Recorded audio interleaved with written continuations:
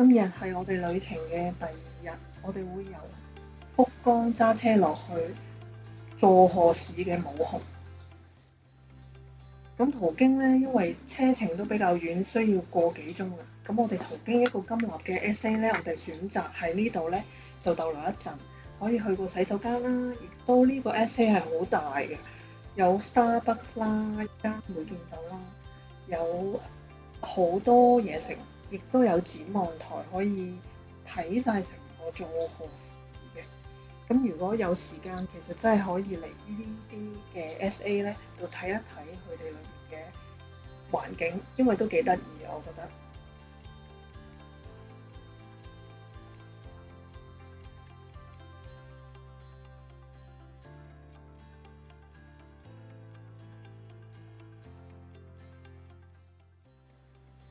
咁泊好架車咧，我哋就入咗嚟呢個休息嘅服務區啦。裏邊都幾多人，發覺好多嘢買啦，有啲比較特別嘅佐賀市嘅特產啦，都有比較多佐賀市出名嘅手信啦。我睇過咧，其實都比喺出邊啲百貨公司係平啲啲嘅，有某啲品牌。咁都見到其實都有幾多唔同嘅佐賀嘅食品啦，呢一個餅咧我都買咗，其實我覺得都幾好食，就覺得自己買少咗咯，我買咗2盒啫。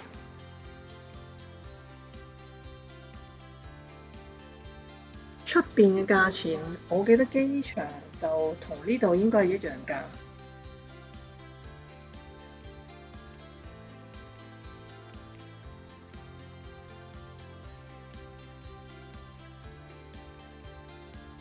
有啲蛋糕啦，係長崎嘅蛋糕，不過因為咧我哋聽日會去到長崎，會揸車落長崎，所以我就冇買到。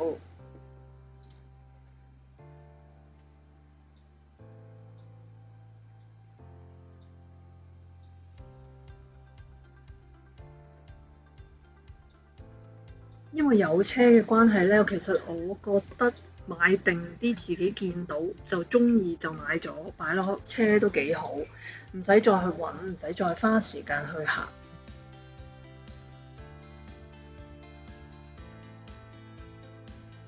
呢個山本海苔我有買到，翻去試一試啦，其實真係好好味。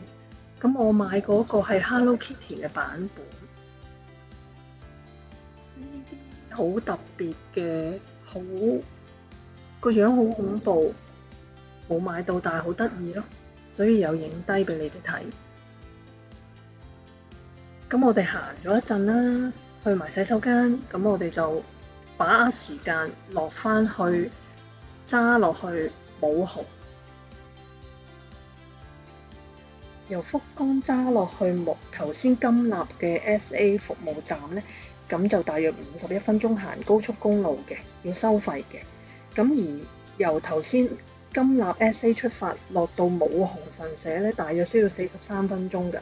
所以咧，因為我太肚餓啦，所以我就喺網度揾到喺武雄神社附近有間餐廳，咁我哋就直接揸落呢間餐廳度食嘢啦。呢一間和食餐廳租屋，佢嘅其實都幾企理嘅，都好乾淨。咁我哋嗌咗一個蟹肉苦飯啦，一個就係佐賀牛定食甜品啦，同埋咁我見到個賣相其實都幾靚嘅，雖然唔係啲蟹唔冇蟹道落嗰啲咁好味啦，當然，但係都唔錯嘅。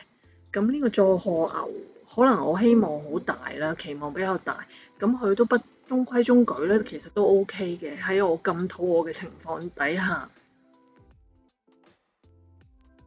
因為咧上網睇到呢一間甜品咧就係好高分嘅，好多人都好讚嘅。咁我就嗌咗呢個個樣好靚嘅一個班戟啦，咁有啲 cream 喺上面嘅。食食下咧，先發覺原來咧竟然佢哋俾少咗紅豆我喎。咁當然問佢攞第一次喺日本食嘢咧，會有店員俾少咗一樣嘢嘅。咁但係都冇乜所謂啦。係好好味嘅，裏邊有埋個綠茶雪糕啦，我係好中意食綠茶，所以就覺得呢個係好好味，好值得揸車嚟食咯。食完咁好味嘅甜品呢，咁我哋就把握時間啦，揸車落武雄神社啦。咁4分鐘到啦，就嚟到武雄神社呢度。咁隔離而家見到咧，其實神社隔離有個少少嘅停車場啦，大約都十幾個位啦。咁泊好車喺停車場行20幾步過嚟呢一邊，已經見到夫妻會啦。咁呢兩棵樹咧，據說已經有1000年嘅樹齡㗎啦。而細心啲睇咧，上面嘅樹枝咧，其實都有一部分咧係搭埋一齊㗎。而呢棵夫妻檜咧，佢好多人咧會嚟祈求姻緣嘅。而喺上面咧就掛啲寶來靈，即係啲啷啷啦。咁唔同顏色嘅啷啷咧係祈求唔同嘅嘢嘅。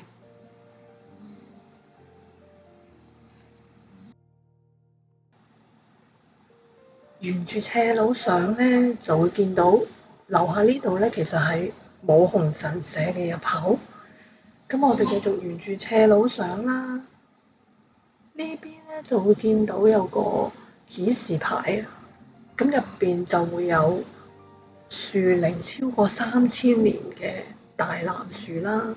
係我今次係特別想嚟武雄神社係睇呢棵樹㗎。武雄神社咧係日本歷史悠久嘅古老神社嚟㗎，已經擁有超過1200年嘅歷史㗎啦。咁主要裏邊咧係供奉日本最長壽嘅神啊。據說啦，嗰個神咧係有360年嘅壽命㗎。咁我今次嚟嘅時候咧係1月尾啊，當日嘅氣温咧係大約10度以下啦，咁係好舒服嘅。咁我上網搜集資料嘅時候咧，見到其實3月份櫻花季嚟嘅時候咧，呢邊都好靚㗎。行埋呢20幾級樓梯上面就係神社啦。到嚟神社啦，咁大家可以睇下神社周邊嘅環境啦。而左手邊咧就有俾參拜者洗手嘅地方。咁我係武雄神社嘅本殿啦，佢喺1970年咧曾經遭遇到大火之後重建嘅，所以之後咧就用咗白色嚟做建築嘅主要基調。武雄神社咧俾人一種好中好寧靜嘅感覺啊！可能係因為咧呢度播住音樂嘅關係啊，所以呢度嘅氛圍咧係特別強烈嘅。咁我都唔阻大家感受下呢度嘅氛圍啦。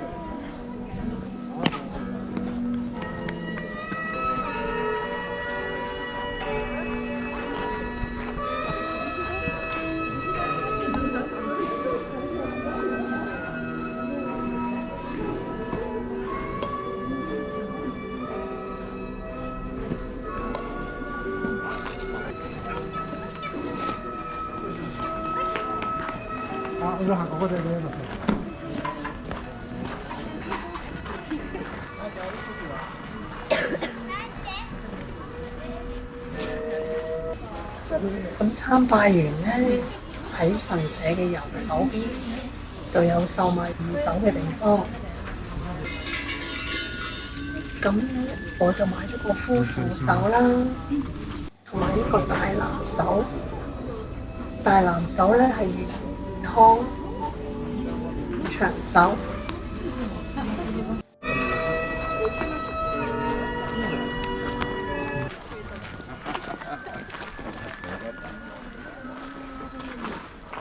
呢邊會有啲介紹啦。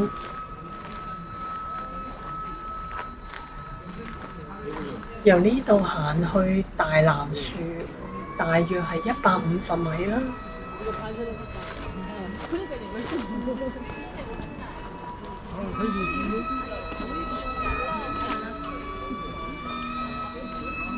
呢度有個地圖啦，講喺武雄神社入邊嘅環境啦，洗手間大約嘅位置啦。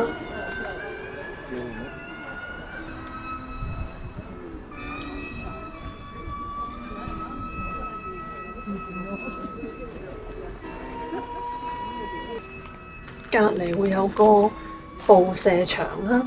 咁當日因為我哋去嘅時間唔係好早，佢已經閂咗啦。如果有開嘅話，我都會試一試。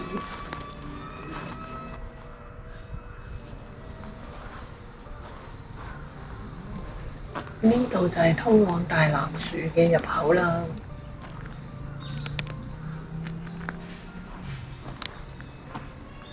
講返呢棵大藍樹咧，據說樹齡有3000年啦，而係日本第7大嘅神樹嚟嘅。咁我哋經過咗呢度前面會有個竹林，大約5分鐘嘅步程啦，就會去到大藍樹嘅所在地啦。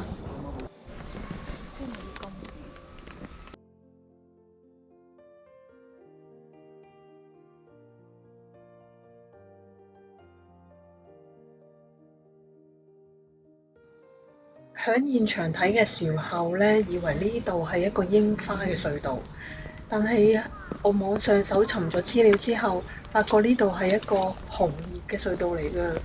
當紅葉盛放嘅時候係非常之靚嘅，而穿過紅葉隧道之後咧，就會見到有個竹林嘅步道，亦都好有洗滌心靈嘅感覺。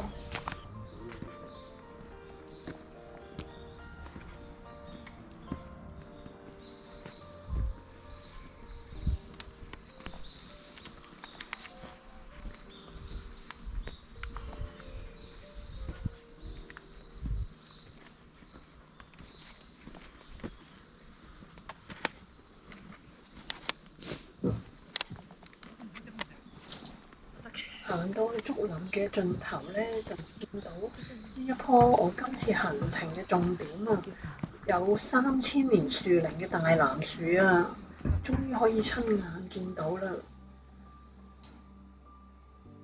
據說呢棵大藍樹樹高30米，樹幹嘅圓周咧係22米，樹身入邊個樹窿係足足有12疊嘅榻榻米咁大啊！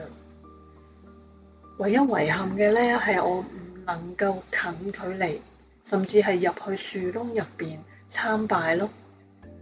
因為以前嘅人咧係可以行近入樹窿入邊參拜嘅。而家基於安全理由，已經唔俾遊客行近呢棵大藍樹啦。不過親身嚟到都感受到呢棵大藍樹嘅靈氣同埋治癒嘅能力啊！呢度真係好靚啊！大家不妨細心再望下。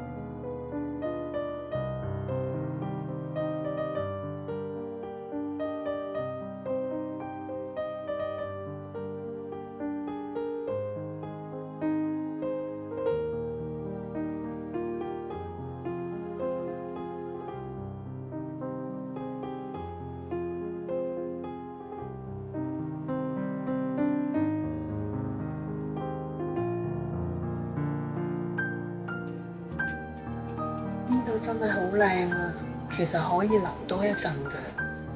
不過因為一陣間嘅行程係要去溫泉酒店度 check in 啊，要把握翻喺溫泉酒店玩嘅時間、浸溫泉嘅時間，所以都係唯有要趕行程啦。穿過翻竹林步道，再經過埋呢個紅葉隧道，就會翻去我哋頭先入嚟嘅地方。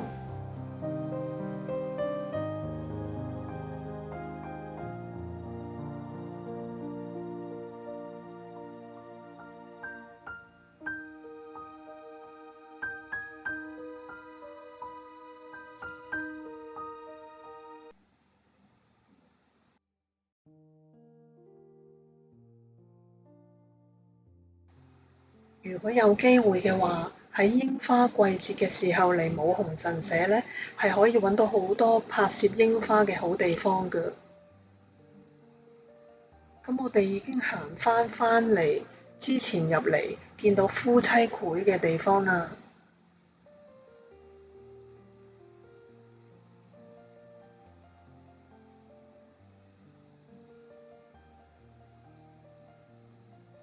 呢度可以自助入錢啦，可以攞個寶來手啦。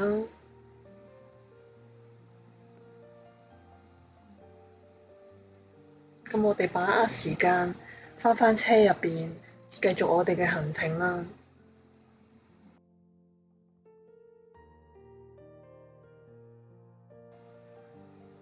跟住我哋就會揸車落去希野市嘅 Sakura 櫻溫泉酒店，車程大約19分鐘。沿途都會見到日本嘅鄉郊，好多田啊，好靚啊！咁忘記咗影呢間酒店嘅門口啊！咁入到嚟大堂呢度都好乾淨，咁店員都做得好有禮貌啦，好快幫我哋 check in 咁就上房。咁入到房入面咧，都係一般溫泉酒店嘅格局。咁而呢度咧，美中不足係食飯嘅時候咧，係冇人幫我哋去鋪床㗎，自己鋪㗎。不過咧，呢度望出去其實都係好開嘅。當日都低過10度，大約好似係6度左右啦。咁夜晚浸溫泉係非常之好嘅享受嚟㗎，所以我哋就把握時間啦，盡快咧預約咗係6點鐘晚餐。咁今晚食嘅晚餐咧，喺網站都見到係buffet嚟嘅。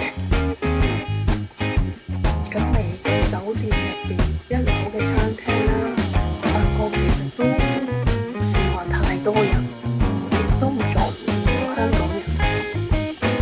咁今晚食嘅係buffet啦，咁見到都好多種類。咁我簡單都係咁影下俾大家睇下啦。呢個佐賀牛咧，我覺得係好好食。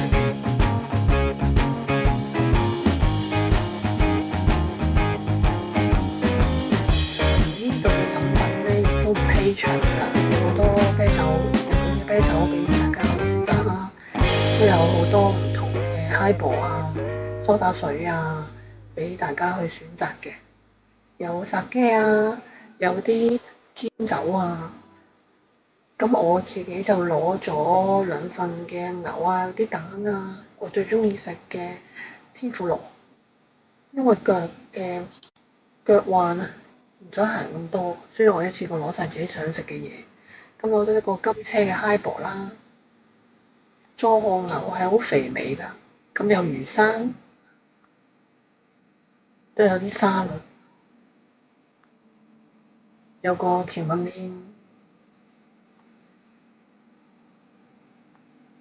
咁出邊其實有個魚生咧，佢不斷都會 refill 㗎，因為我就唔係太食魚生嘅。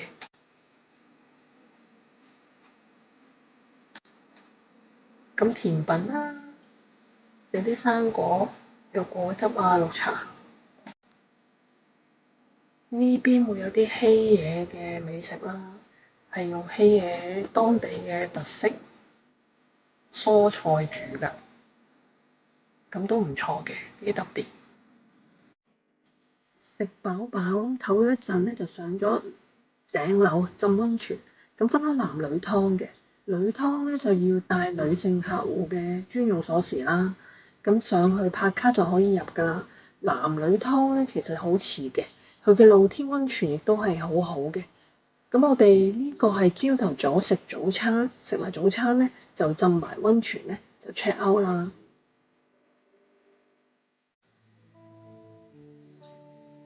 我哋將啲行李放喺車入邊咧，就決定將個車暫時放喺酒店溫泉酒店裏邊嘅停車場度先啦。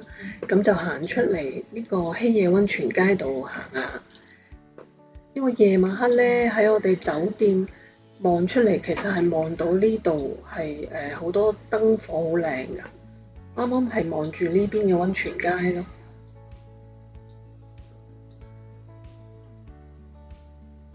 因為我哋酒店咧都有提供住客免費泊車嘅優惠，咁呢度都發覺其實附近都有啲要俾錢嘅停車場啦。希野溫泉咧係日本三大嘅美肌之湯啦，泉水咧係碳酸氫鹽泉啊。因為浸完希野溫泉之後咧，皮膚係會滑捋捋嘅，所以咧就有被稱為美肌之湯。咁我琴日浸完啦女湯，咁我今朝食完早餐之後咧，亦都去咗浸多咗一次。我發覺朝頭早咧 check out 之前咧，每一次去到任何溫泉酒店咧，都會發現冇人嘅裏邊，其實成個湯都係我自己一個人去霸晒咯。因為啱啱享用完溫泉，一個人獨浸一個大嘅露天溫泉之後咧，咁嚟到呢個湯遊廣場咧，見到好得意啊！裏邊有免費嘅粥湯，咁我就冇去浸到啦。其實再行遠少少咧，會有個湯宿廣場，咁嗰度咧都免費提供粥湯同埋粥蒸湯俾大家可以去浸下。咁因為我啱啱浸完溫泉啦，咁就冇特登行過去啦。啱啱影住咧呢個有異國風情嘅建築物咧，就係叫做希野溫泉公眾浴場。咁我一陣間咧都會走咗入去睇一睇嘅，好好奇咁望下公眾浴場究竟係咩樣啦。咁呢度咧都有個地圖講解翻希野市有咩地方可以行去觀光㗎。咁如果踩單車應該好方便。咁呢個公眾浴場咧好乾淨啊！咁我哋咧因為冇申請到拍攝啦，咁我就冇入到入邊去拍攝啦。咁呢個浴場成人係400 yen 嘅，小學生咧就係200 yen 嘅。呢公眾浴場雖然都有年紀啊，亦都經過3次嘅重建啊。喺我心目中望入去咧，我以為會係好古舊，同埋都有啲歷史嘅感覺。但係頭先入去又覺得好，都算係新淨啲，同埋比較光猛。咁我繼續行翻原路啦，翻轉頭，見到有商店咧售賣希野嘅名產啦，咁我都買咗啲希野茶，因為喺酒店飲過希野茶，其實都幾好飲。翻到屋企飲完，買咗嗰啲戰利品啦，發覺其實買得好少啊，應該買多啲，因為我覺得好好飲。呢度買希野茶咧，佢係會俾你試飲㗎。咁我沿住溫泉老街啦，行翻原路，翻轉頭，去翻酒店度攞車。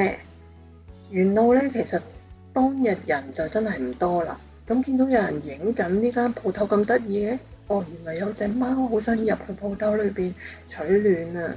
唔知佢係想返屋企啊，定係嚟探朋友啦？我覺得好得意，所以就喺度影咗佢一陣。因為裏邊隻貓感覺就好暖咯，出邊就嗰隻咧陰公啲，就凍冰冰。因為當日大約都係9到8度左右啦。咁我哋準備返酒店攞車啦，跟住我哋就行今日嘅行程，就係落長崎啊。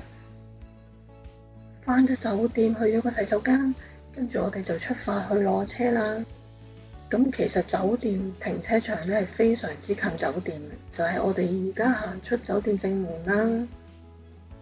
咁我哋會先去豐玉基神社啊。咁係喺希野一個著名嘅景點嚟㗎。其實頭先咧，我哋如果肯行嘅話咧，都可以行到去。不過我哋選擇揸車去啦。嚟到豐玉基神社啊，喺附近兜咗個圈都揾唔到停車位。原來發覺咧，呢度應該係溫泉街嘅正中心位置啦，所以咧真係冇提供到免費嘅泊車位置嘅。咁揸車嚟嘅朋友仔可以注意下啦。如果係行咗嚟嘅話咧，呢邊咧應該就唔會泊到車㗎啦。咁啱我哋嚟嘅時候係星期日啦，人流同車流都係比較少啲㗎。咁講返豐玉基神社啦，裏邊咧係供奉住大黏魚使者啊。咁呢個據說啦，參拜咗大黏魚後咧，皮膚就好似豐玉基一樣咁白滑啊。所以吸引咗好多愛美嘅女士咧嚟到祈求肌膚嫩滑㗎。講返豐玉基神社啦，咁裏邊咧係祭祀住春日大神啦、住吉大神啦，同埋豐玉基大神㗎。相傳咧，希野市咧裏邊嘅河川咧有好多黏魚啊。而希野溫泉嘅泉水咧，又以碳酸氫鹽泉為主啦。咁泉水嘅最大特色就係可以令到皮膚滑捋捋，咁摸起嚟咧又好似黏魚咁喎。咁居民咧就深信住呢度嘅溫泉水同埋黏魚咧一定係有關係嘅，更加相信咧黏魚係豐玉基嘅使者啊。所以咧就喺呢個神社裏邊，共同祭祀黏魚啊，並賦予佢為美肌之神啊。等嚟參拜嘅旅客啦，祈求皮膚都好似黏魚一樣咧咁青春同埋咁滑啊。難得嚟到，等我摸多幾下先，真係好滑。不過咧，當日好凍，我隻手都差唔多凍到變冰啊！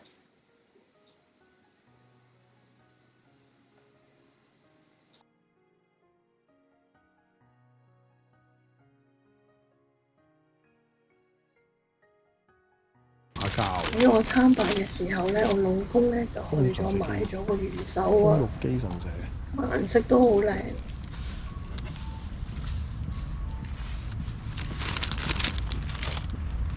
而呢邊咧都有介紹豐玉基神社嘅起源啊。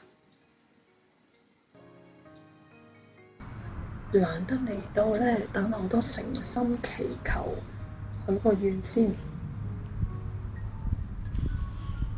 參拜完豐玉基神社之後咧，咁我哋會揸車直接揸落長崎啦，展開我哋第3日嘅行程。最尾送上我拍攝嘅照片啦，記住收睇我下一集長崎嘅旅程啊！仲有啊，記住幫我讚好、訂閱同埋分享出去啊！最好同埋留言添啊！多謝大家收睇，拜拜。